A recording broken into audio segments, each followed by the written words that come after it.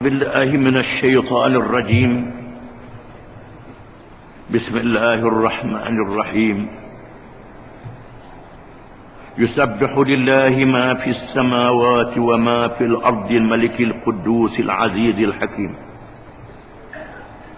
هو الذي بعث في الأميين رسولا منهم يتلو عليهم آياته ويزكيهم ويعلمهم الكتاب والحكمة وإن كانوا من قبل لفي ضلال مبين وآخرين منهم لما يلحقوا بهم وهو العزيز الحكيم. ذلك فضل الله يؤتيه من يشاء والله ذو الفضل العظيم.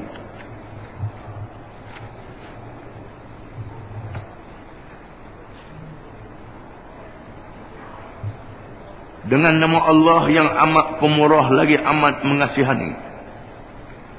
Segala yang ada di langit dan yang ada di bumi sentiasa mengucap tasbih kepada Allah yang menguasai sekalian alam, yang maha suci, yang maha kuasa, lagi amat bijaksana.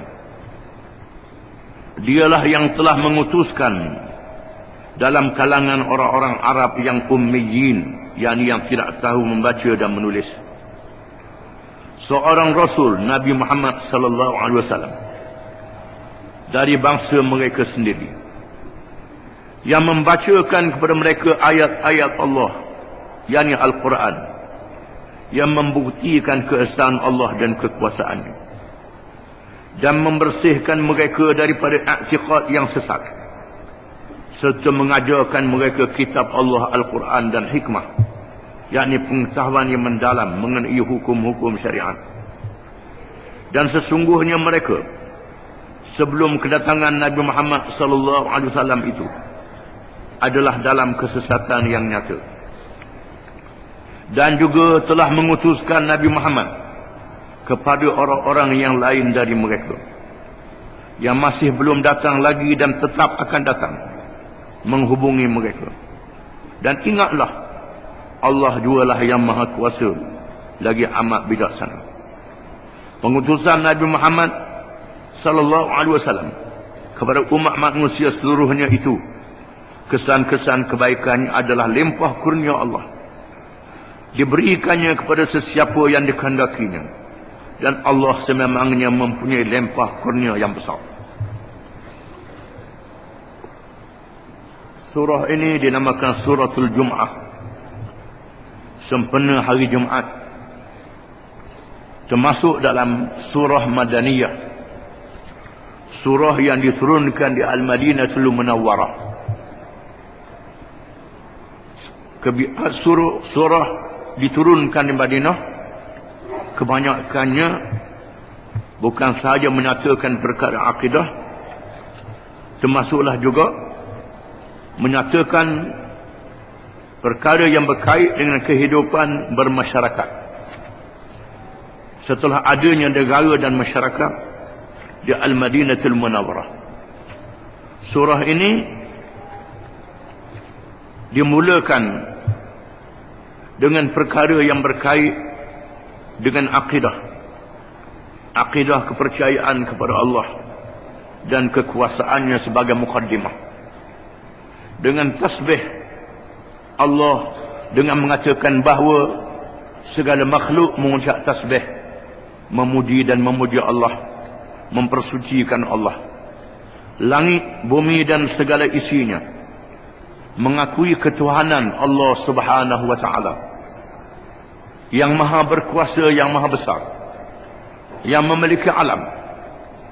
Dan surah ini diikuti dengan kenyataan perutusan Nabi Muhammad sallallahu alaihi wasallam yang hebat, membawa mukjizat ilmu. Berbeza dengan rasul-rasul dan nabi-nabi yang lain, mukjizat benda pelik yang dilihat. Ini mukjizat ilmu. Al-Quranul Karim diutuskan bermula dengan masyarakat yang butuh huruf.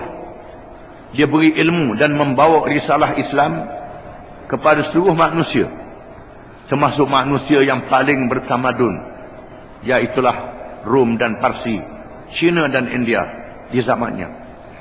Tetapi dalam keadaan jahiliah. Dan surah ini mendedahkan penyelewengan orang-orang Yahudi dan kesesatan mereka. Mereka adalah salah satu masyarakat, anggota masyarakat majmuk yang tinggal di Al-Madinatul Munawwarah, hidup bersama dengan masyarakat Islam. Bila mereka menerima kedatangan Nabi SAW di Madinah, mereka tahu bahawa Nabi Muhammad SAW adalah Rasul. Disebut dalam kitab Taurat, dalam kitab Nabi-Nabi mereka, tentang kerasulan Nabi Muhammad SAW. Tetapi mereka tak mahu beriman, mengaju kerana Nabi tidak daripada bangsa mereka. Ini kejahatan mereka. Walaupun demikian, mereka dibenarkan duduk di Madinah sebagai rakyat, dengan syarat mereka tidak bermusuh, tidak melakukan perancangan untuk menjatuhkan kerajaan Islam. Diberi kebenaran kepada mereka. Kebenaran ini diberi dalam keadaan mereka tidak masuk Islam, supaya mereka tengok sifat Nabi SAW, supaya mereka tengok hukum-hukum Islam yang diamalkan di Madinah. Di antaranya hukum yang ada dalam Taurat, kitab mereka sendiri, iaitu hukum qisas dan hukum hudud, diamalkan di Madinah. Bagaimana hukum ini adil, membawa keamanan. Mereka tengok sendiri bagaimana amannya. Tiba-tiba degil tak boleh masuk Islam juga, maka terimalah hukuman pada hari akhirat. Dan surah ini diturunkan kewajipan menunaikan sembahyang Jumaat pada hari Jumaat, hari yang dipilih oleh Allah.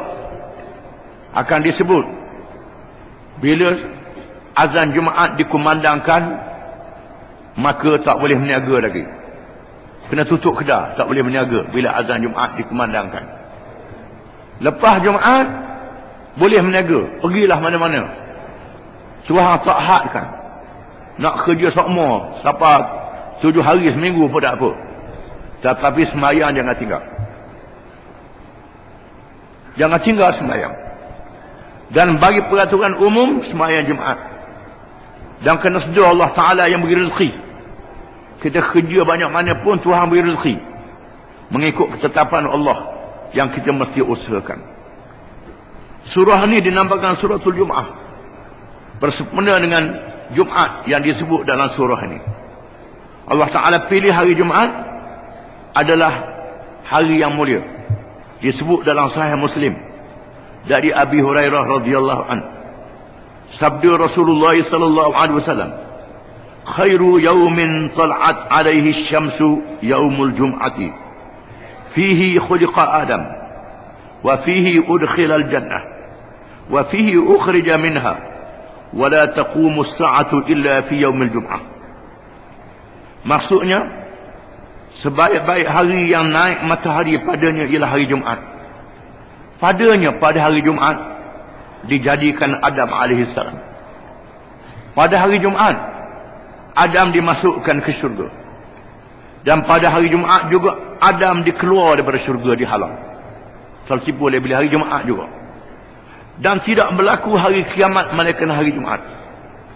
Hari berlakunya kiamat yang menghancurkan dunia seluruhnya, alam ni, pada hari Jumaat juga. Hari Jumaat ni hari yang dipilih oleh Allah Ta'ala, hari yang berlaku peristiwa besar. Dalam hadis yang lain daripada Abi Hurairah juga, sabda Rasulullah sallallahu alaihi wasallam, nahnu al-akhiruna yawm al-qiyamati wa nahnu awwalu man yadkhulu al-jannata baida annahum utul kitaba min qablina wa utinahu min ba'dihim fakhtalafu fahadana Allah lamma ikhtalafu fihi min al-haqq fahada yawm alladhi ikhtalafu fihi hadana Allah lahu qala yawm al-jum'ah فَالْيَوْمُ لَنَا وَغَدًا لِلْيَهُودِ وَبَعْدَ غَدٍ لِلنَّصَارَ. Maksudnya, kita adalah umat yang akhir dilahirkan ke dunia,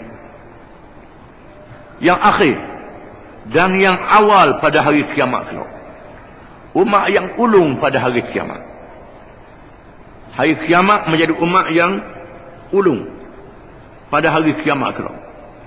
Kita adalah awal-awal manusia. Umat Muhammad ialah umat yang pertama masuk syurga. Allah Ta'ala pilih umat Muhammad umat yang pertama masuk syurga, sebelum umat-umat yang ribu-ribu tahun daripadanya, dulu daripada mereka.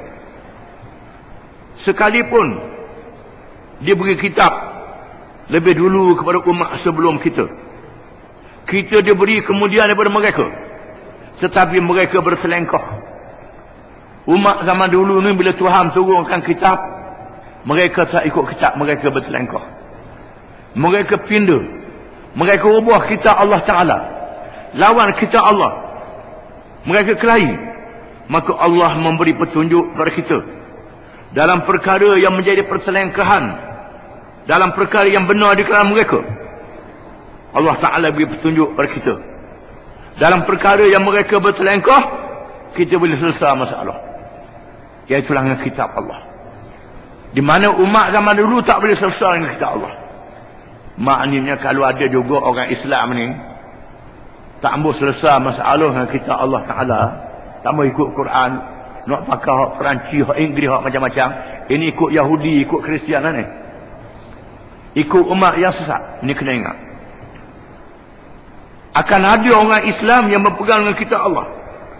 Maka hari ini hari yang mereka berselengkah sesama mereka, mereka tak ambil hari Jumaat. Maka Allah memberi petunjuk kepada kita, beri pada kita orang Islam hari Jumaat. Maka hari ini untuk kita, besok yakni hari Sabtu untuk Yahudi, dan lusa hari Ahad untuk Kristian. Allah Ta'ala bagikan hari Jumaat bagi orang Islam, hari Sabtu bagi orang Yahudi, dan hari Ahad bagi orang Kristian. Di sinilah hari Jumaat hari kita cuti, hari kita beribadat, hari kita mengambil peluang semaya Jumaat. Tuhan pilih ada semaya Jumaat. Dengan sebab itu, negeri-negeri yang ikut Islam, yang sungguh-sungguh ambil hari Jumaat sebagai cuti dia. Yang pilih hari Ahad ni kerana pengaruh penjajah. Penjajah Kristian, penjajah ikut Kristian. Orang Yahudi dia pilih hari Sabtu, kita pilih 2 hari. Hari Jumaat hari tonggok kepada kita, pilih hari Jumaat. Ada negeri yang ambil hari Jumaat, hari Khamis Jumaat. Ada negeri yang ambil Jumaat dengan Sabtu. Itu tak ada masalah. Yang penting Jumaat menjadi hari agama kepada kita orang Islam. Orang Yahudi hari agama dia Sabtu, orang Kristian hari agama dia hari Ahad. Tuhan pilih hari agama pada kita ialah hari Jumaat. Surah ni dinamakan surah Jumaat. Bismillahirrahmanirrahim. Dengan nama Allah yang Maha Pemurah lagi Maha Penyayang. Yusabbihu lillahi ma fis samawati wa ma fil ard. Mengucap tasbih kepada Allah apa-apa yang ada di langit dan apa-apa yang ada di bumi. Al-Malikil Qudusil Azizil Hakim. Itu bacaan jumhurul ulama, bacaan kebanyakan ulama. Tetapi Abul Aliyah Nasr bin Asim juga ulama membacanya Al-Malikul Qudusul Azizul Hakim.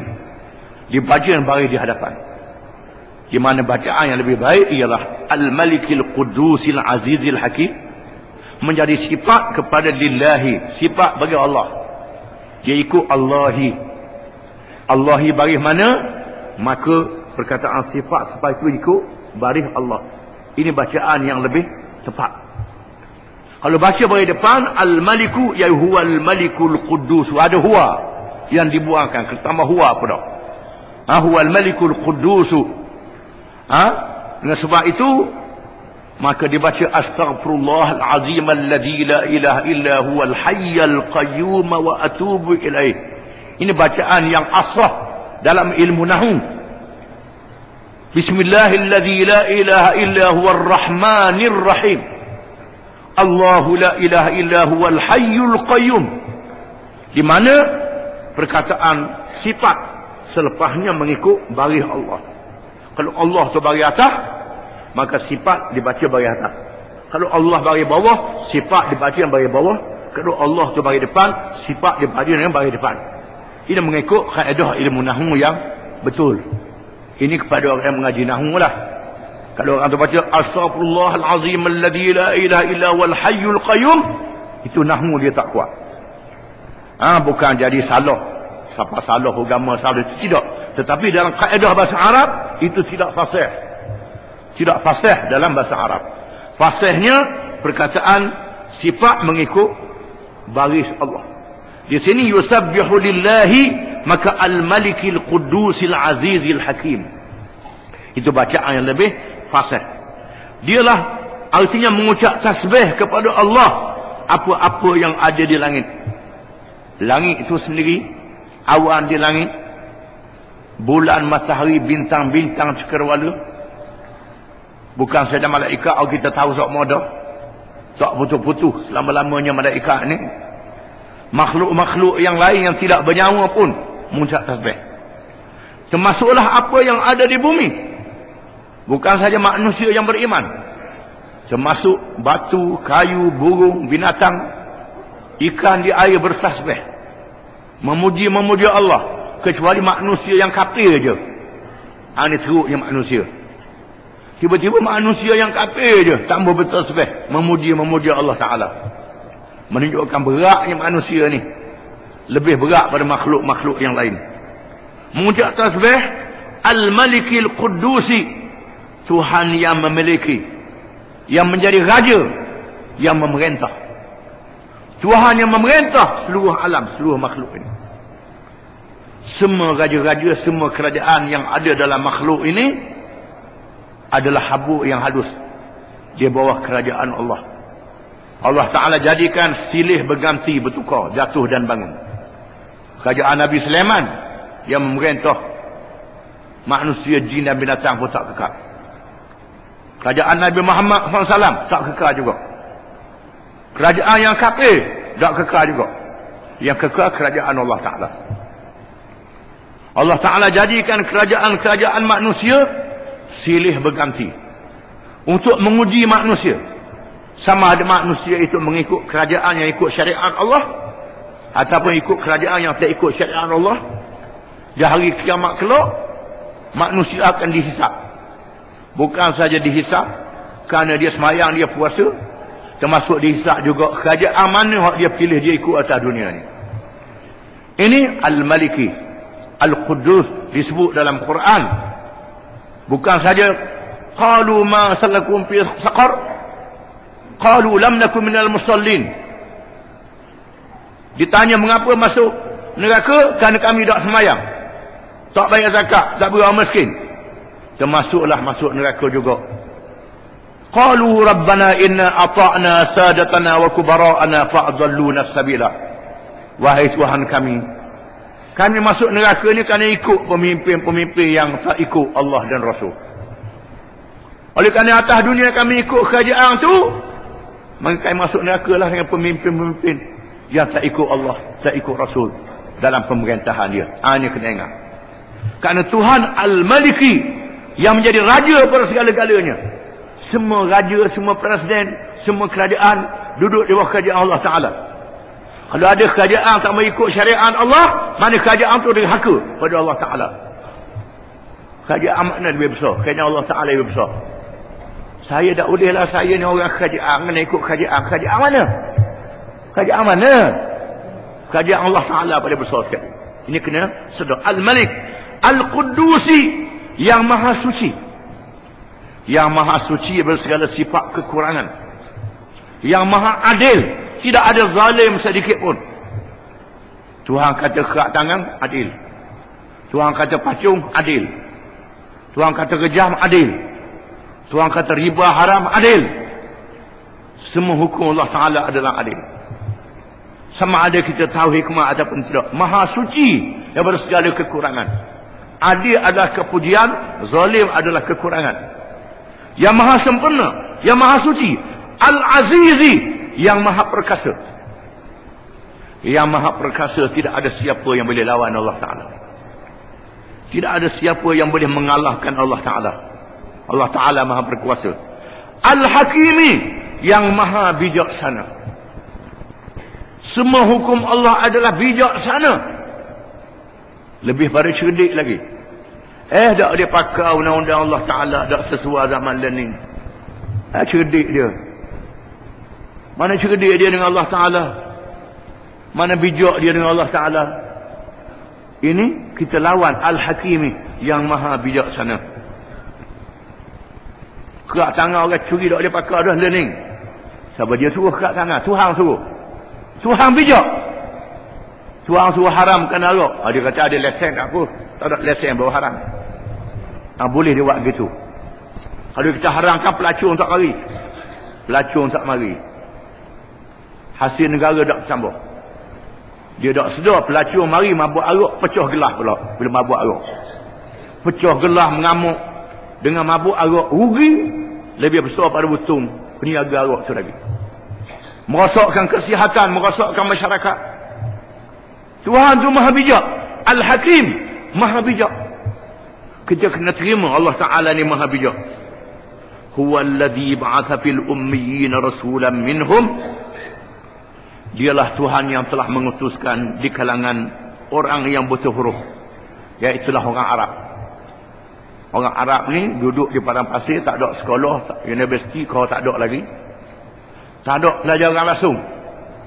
Tak tahu membaca, tak tahu menulis. Kalau dia tahu baca, tahu menulis, pelik di kalangan orang Arab ni. Bukan tak ada langsung, tapi lazim masyarakat Arab tak tahu baca, tak tahu menulis. Allah Ta'ala pilih Rasul di kalangan mereka.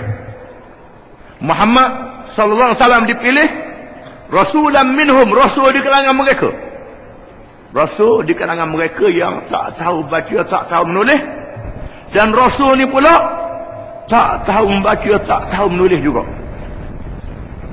Yatlu alaihim ayatih, membaca kepada mereka akan ayat-ayatnya.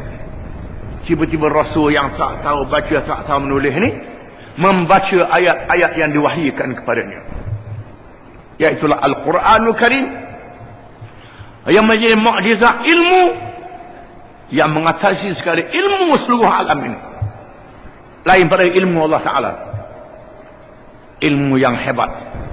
Dalam Quran, Al-Mawardi mengatakan bahawa ada 3 wajah Allah Ta'ala latih Nabi Muhammad dalam keadaan ummi, tak tahu baca, tak tahu menulis.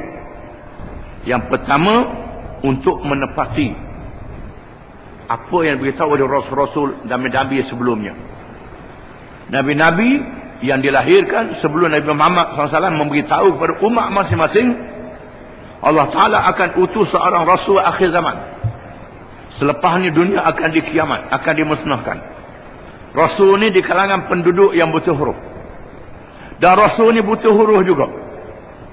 Menepati dengan buta huruf. Yang kedua, Rasul yang dipilih ni di tengah-tengah masyarakat yang sama dengan dia. Masyarakat tu buta huruf, Rasul ni buta huruf juga. Bukan saja buta huruf, ayah dia mati, mak dia mati. Toki datuk, toki dia mati pula. Tak ada masa nak belajar yatim piatu. Tak pernah keluar belajar. Mekah pula jauh dari tamadun. Sama-sama tak erti baca, tak erti menulis. Tiba-tiba diwahyikan dengan ilmu yang bijak, yang tak boleh dilawan oleh sesiapa pun. Yang ketiga, untuk menampilkan sangka buruk bahawa Quran ni adalah karangan Nabi Muhammad sallallahu alaihi wasallam. Kerana ada manusia yang cakap begitu, yang kata Quran dan Nabi Muhammad karang sendiri. Di antaranya ialah Presiden Tunisia mati dah, Habib Bourguiba. Orang Arab tu, bukan orang Melayu, orang Arab. Jangan duk berasa sedap Melayu Islam, Islam Melayu, Melayu Islam. Ni Habib Bourguiba ni orang Arab. Orang Melayu tak sanggup kata Nabi Muhammad reka Quran. Ini Arab ni, teruk pada Melayu lagi. Kafir Arab teruk pada kafir Melayu lagi. Habib Bourguiba kata Quran ni Nabi Muhammad reka. Dia bergaul dengan orang Badui, dia bergaul dengan macam-macam, dia reka Quran. Ini kafir terang-terang. untuk menafikan mereka yang tuduh Quran Nabi Muhammad mereka, Tuhan lahirkan Nabi Muhammad tak tahu baca, tak tahu menulis. Menandakan Quran sungguh-sungguh daripada Allah Ta'ala. Yatlu alaihim ayatihi, membaca kepada mereka, yakni kepada penduduk Mekah dan seluruh manusia, ayatihi, akan ayat-ayatnya, membaca Al-Quranul Karim. Quran dibaca. Dan Quran ni tak hilang dia punya ilmu. Bacalah berapa ribu kali pun ada je ilmu baru kita dapat, penemuan baru. Ini hebatnya Quran ni. Maka ulama tak kenyang dengan Quran, mengaji Quran dan mengkaji Quran, tak kenyang, tak habis dia punya ilmu, dia tak suka. Wa yuzakkihim, dan membersihkan mereka, membersihkan hati-hati mereka dengan iman, dengan iman, dengan membuang kufur dan dosa-dosa, membersihkan mereka, dan mengajar mereka membersihkan diri, membersihkan harta benda dengan zakat, termasuk belaka, membersihkan amalan yang jahat dengan amalan yang baik. Wa yu'allimuhumul kitab, dan Rasulnya mengajar kepada mereka akan kitab, yakni Al-Quranul Karim. Dibaca semuanya oleh Nabi SAW, termasuk ayat yang kena atas batang tubuh Nabi sendiri. Ayat yang Tuhan kata ke Nabi, Nabi baca juga. Patutnya ayat yang kena atas dia tak usah baca lah, senyap-senyap tu lah. Nabi baca semua. Satu hari Nabi duduk bersama dengan pemimpin-pemimpin Mekah, orang besar Mekah. Mari seorang sahabat yang buta, Abdullah bin Umm Maktum. Dia buta, dia tak nampak Nabi bercakap dengan siapa dia. Dia dengar suara Nabi dia. Dia kata, ya Rasulullah, alimni mimma allamaka Allah. Wahai Rasulullah, ajar pada saya apa yang Allah Ta'ala ajar kepadamu. Tolong ajar ke saya. Nabi tengah cakap dengan orang. Tengah cakap dengan orang besar pula. Dengan Nabi harap mereka masuk Islam. Lalu Nabi masam muka, tunjuk masam kepada Allah Maktum. Tuhan turun wahyi, abasa wa tawalla an ja'ahu al-a'ma. Telah masam mukanya, mata-mata mari seorang yang buta. Tuhan kata ayat yang berikut, abasa wa tawalla an ja'ahu al-a'ma. Dia tunjuk masam muka dan berpaling bila orang buta ni mari. Tuhan tegur Nabi. Di mana ayat ni ada dalam Quran, kita boleh baca sampai hari ini. Ini ayat yang menegur Nabi SAW, menunjukkan amanahnya Nabi dalam menyampaikan kitab Allah, menyampaikan, membaca Al-Quran, mengajar mereka wal hikmah, dan mengajar kebijaksanaan bagaimana nak beramal dengan Quran. Bukan saja ajar Quran, mengajar bagaimana nak beramal dengan Quran. Di mana hikmah ni ialah sunnah Nabi. Ada ulama kata termasuklah ijtihad para ulama dalam perkara yang tidak ada hadis. Kerana banyak perkara dalam Quran tu tak tahu nak buat, malaikat kena Nabi ajar. Tuhan suruh semayang, Tuhan suruh rokok, sujud kat mana, rokok kat mana, sujud tak tahu. Maka Nabi ajar bagaimana cara semayang. Oleh kerana itu, mereka yang mengatakan kita pakai Quran saja, tak payah pakai hadis, ini sesat. Orang ni sesat. Termasuklah Qazafi Libya orang jatuh itu. Dia pakai Quran saja, hadis tak payah. Itu termasuklah tu. Di sini ada juga orang ikut dia. Orang ikut pakai Quran saja, tak payah pakai hadis. Tuhan kata, wa yu'allimuhumul kitab, mengajar kepada mereka akan kitab, wal hikmah, dan hikmah. Hikmah ialah sunnah Nabi. Sunnah Nabi mengajar bagaimana beramal dengan kitab ini. Quran mengajar ke tangan orang curi. As-sariq wa sariqatu faqta'u aydiyahuma jazaa'an bima kasaba nakalan min Allah. Pencuri lelaki, pencuri perempuan, hendaklah dipotong tangan keduanya, cegahan daripada Allah. Bukan bermakna bila ada orang curi pakai igak ramai-ramai ambil kapok kerak. Tidak. Tidak begitu. Bila orang takak orang curi, bawa ke Nabi, bawa ke kerajaan. Nabi tu kerajaan lah. Bawa ke Nabi, ya Rasulullah, ni orang curi. Nabi tanya, atasriq? Qullah. Atasriq qullah. Adakah awak mencuri sungguh? Kata dok, Nabi kata. Nabi ajar suruh kata dok. Mu curi sungguh? Nabi katalah dok. Nabi ajar dia kata dok. Dia kata, bala ya Rasulullah, asriq. Ya, saya curi sungguh Rasulullah. Dia ngaku dia curi. Ini kerana hati dia rela. Kena kerak tangan, tak apalah. Kalau tak kena kerak tangan, kena hari akhirat. Mari orang berzina. Ma'id bin Malik. Nabi tengah sembahyang asar. Ya Rasulullah, tahhirni minaz zina. Nabi paling. Belum asar dia mari. Nabi paling lagi. Dia mari lek kanan, Nabi paling lelaki buat tak tahu. Mari pula pusing lek kiri. Ya Rasulullah, tahhirni. Rasulullah, bersihkan diri saya setelah berzina. Nabi paling lelaki lain. Buat tak tahu. Buat tak dengar. Lepas tu, tahhirni minaz zina. Bersihkan saya daripada zina. Nabi kata. Nabi kata, dia gila ke dia mabuk dia ni? Dia ni gila ke mabuk? Sahabat kata, dia tak gila Rasulullah. Lalu ada sahabat gisiu mulut dia takut buat warok. Tak mabuk Rasulullah. Lepas tu orang kamak sama Yasir. Bang kamak. Sudah Yasir lagi pula. Ya Rasulullah, tahhirni minaz zina. Bersihkan diri saya daripada zina. Rasulullah kata, mu semayang dah tak dekat. Semayang dengan aku. Semayang jemaah. Mudah-mudahan Allah mengampunkan dosamu dengan semayang itu. Lepas tu mari pula Rasulullah, saya sudah berzina, hukum saya. Kata dah, mengaku dah. Siapa suruh bawa dia oleh kerana dia sudah kahwin, rejam. Diriwayatkan tengah-tengah rejam, Pika bangun nak lari, kejar. Orang beritahu ke Nabi, mengapa mu kejar dia? Biar dia lari lah. Mungkin dia nak tarik balik dia punya pengakuan dia. Ini dia hukum Islam. Bukan mudah. Ini dalam bab Ma'iz bin Malik. Dalam bab Al-Ghamidiyah. Perempuan yang mengandung. Ya Rasulullah, saya mengandung kerana saya berzina. Rasulullah tak tahu. Tak tahu juga paling. Saya mengandung, saya berzina, paling kering. Mengandung saya berzina, paling kering. Tak tahu. Lepas tu, mari pula Nabi kata balik mengandung, biar beranak dulu. Balik kapung. Rasulullah tak tanya pun. Tak suruh pulih ke cari, tak ada pulih masa tak suruh pulih ke cari. Dia mari sendiri corek-corek bawa anak yang baru dilahirkan.